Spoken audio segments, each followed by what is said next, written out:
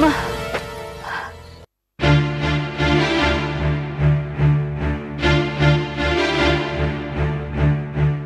చూసినావానయ్య ఇల్లు లేచిపోవడానికి కూడా సిద్ధపడ్డారు.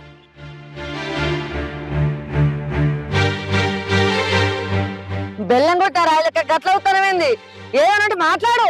ఆపిగా నువ్వు చేయబట్టే వాళ్ళు లేచిపోవడానికి తయారైనరు.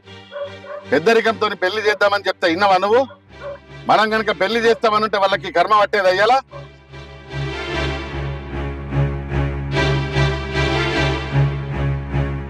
వాళ్ళు ఒకరినొకరు ఇష్టపడ్డామని ఖరాఖండిగా చెప్పారు మనకు.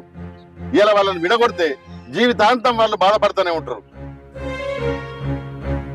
వాళ్ళేం చిన్నపిల్లలు కాదు, వాళ్ళకు కూడా బరువు బాధ్యతలు తెలుసు. ఇక సీన్ గాడంటావా? వాడిని చిన్నప్పటి నుంచి చూస్తున్నా నేను. వాడేందో నీకన్నా నాకే ఎక్కువ తెలుసు.